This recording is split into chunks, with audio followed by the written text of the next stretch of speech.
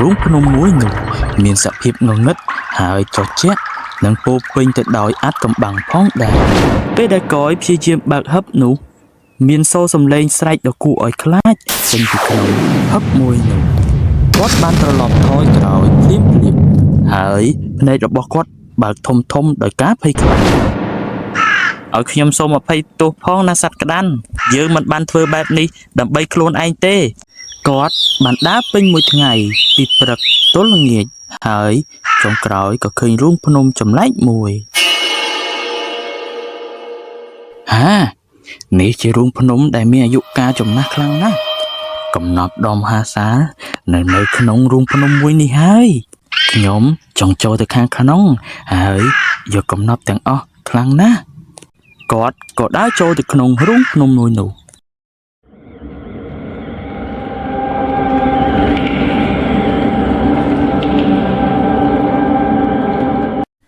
កែវភ្នែករបស់គាត់ពោពេញទៅដោយការប្រុងប្រយ័ត្នជាទីបំផុត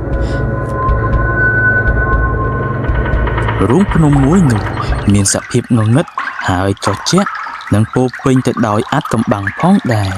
មានសំឡេងទឹកធ្លាក់ប៉ះទៅនឹងថ្មពីពេញក្នុងរូងភ្នំមួយនោះថែមទាំងមានសំឡេងគួរឲ្យខ្លាចមួយចេញពីក្នុងរូងភ្នំនៅខាងមុខហើយគាត់មានការភ័យខ្លាចជាខ្លាំងប្រកាសណាស់ច្បាស់ជាកំណត់ទ្រព្យនៅក្នុងនោះហើយតែថាតើវានៅកន្លែងណា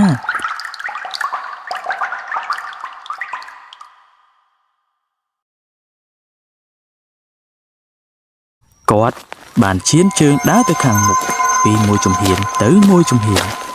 រាល់ជំហាននីមួយការរំពឹងទុករបស់គាត់កាន់តែមានខ្លាំងឡើងនៅខាងចុងនៃរូងភ្នំគាត់បានឃើញហឹបដ៏រលោងមួយបេះដូងរបស់គាត់ចាប់ផ្ដើមលោតឌុកដាក់ទីបំផុតខ្ញុំបានរកឃើញកំណត់ទ្រព្យដ៏មហាសាលទៅហើយឥឡូវខ្ញុំនឹងបើកហឹបមួយនេះនៅពេលដែលកយព្យាយាមបើកហឹបនោះមានសូរសំឡេងស្រែកដ៏គួរឲ្យខ្លាចចេញពីក្នុងហឹបមួយនោះគាត់បានត្រឡប់ថយក្រោយភ្លាមហើយភ្នែករបស់គាត់បើកធំដោយការភ័យខ្លាចអរិយទឹកដ៏មហិមាមួយបានលេចរូបរាងឡើងឈរនៅចំពីមុខគាត់ភ្នែករបស់វាបញ្ចេញពន្លឺដូចរងើកភ្លើងកំពុងតែឆាបឆេះអញ្ចឹងហើយវាបានកាន់ដំបងយ៉ាងធំមួយដែលពោពេញទៅដោយបន្លាស្រួចអ្នកមិនអាចយកទ្រព្យសម្បត្តិនេះបានដោយងាយនោះទេបើអ្នកចង់បានកំណត់ទ្រព្យទាំងអស់នេះអ្នកត្រូវយករបស់3យ៉ាងមកឲ្យយើងរបស់ទី1ជាសាច់របស់សត្វក្តាន់របស់ទី2ឈាមរបស់ព្រះមហាក្សត្រវិក្រមនិងរបស់ទី3គឺជាប៉ាន់ទឹករបស់តាអ៊ីសីដែលធុដងនៅលើកំពូលភ្នំបេះដូងរបស់កយញាប់ញ័រគាត់បានសែកសួរទៅអរិយទឹកយ៉ាងញ័រខ្លួនថាតើខ្ញុំនឹងយករបស់ទាំង3យ៉ាងនោះដោយវិធីណាខ្ញុំអាចធ្វើអំពើអាក្រក់ទៅលើស្ដេចបានយ៉ាងដូចម្ដេចបើខ្ញុំព្យាយាមសម្លាប់ទ្រង់ព្រះអង្គនឹងចាប់ខ្ញុំដាក់ក្នុងគុកឃុំឃាំងហើយ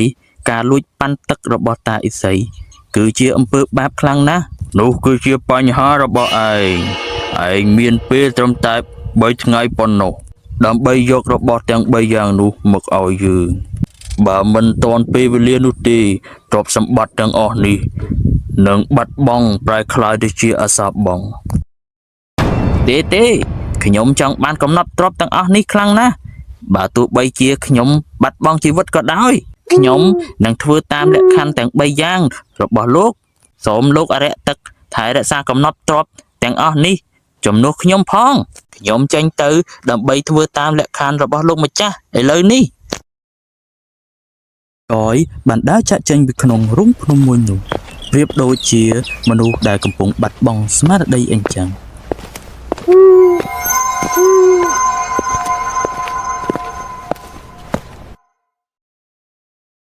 ចិត្តរបស់គាត់ពោពេញទៅដោយការលោភលន់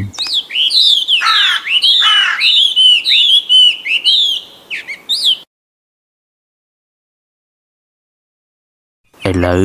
តើខ្ញុំនឹងរករបស់ទាំង3យ៉ាងនោះនៅទីណា នឹងដោយវិធីណាវាប្រើពេលយូរណាស់ដើម្បីរកបានរបស់ទាំងនោះប៉ុន្តែអរិយទឹកនោះឲ្យពេលយើងត្រឹមតែ3ថ្ងៃប៉ុណ្ណោះតែទោះក្នុងវិធីណាក៏ដោយខ្ញុំនឹងយកវាឲ្យបានបើមិនដូច្នោះទេខ្ញុំនឹងមិនមានមាសពេជ្រកែវកងទាំងអស់នោះទេ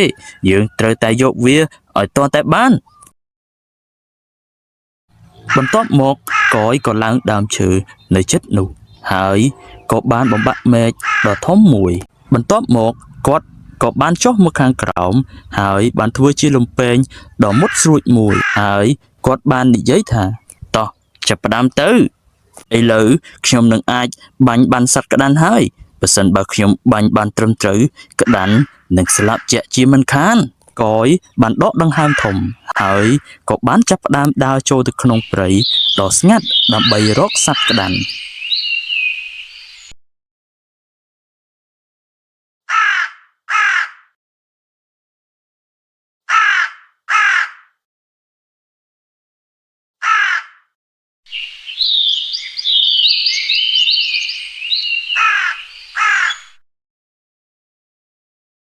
បន្ទាប់ពីមួយសន្ទុះក្រោយមកគាត់បានរកឃើញក្តាន់មួយដែលកំពុងផឹកទឹកត្រពាំងនៅជិតនោះ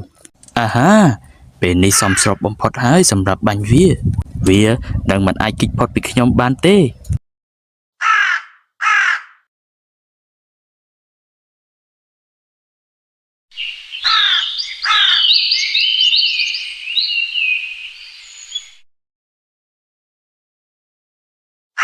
ឲ្យខ្ញុំសូមអភ័យទោសផងណាសត្វក្តាន់យើងមិនបានធ្វើបែបនេះដើម្បីខ្លួនឯងទេ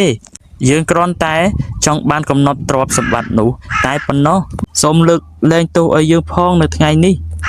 កយបានយកសាច់សត្វក្តាន់នោះ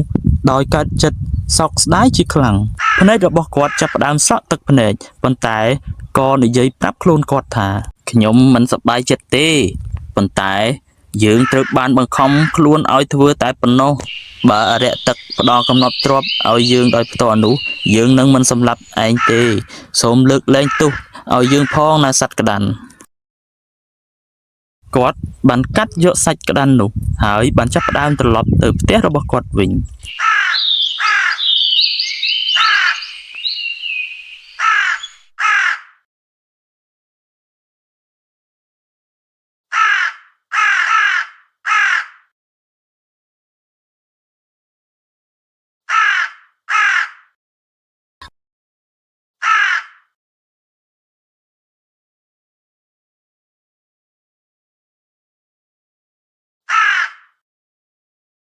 យើងជោគជ័យមួយជំហានហើយអ្នកអើយមកនេះមកណាអ្នកតើអ្នកមកហើយអីខ្ញុំបានរងចាំអ្នកយូរណាស់ហើយ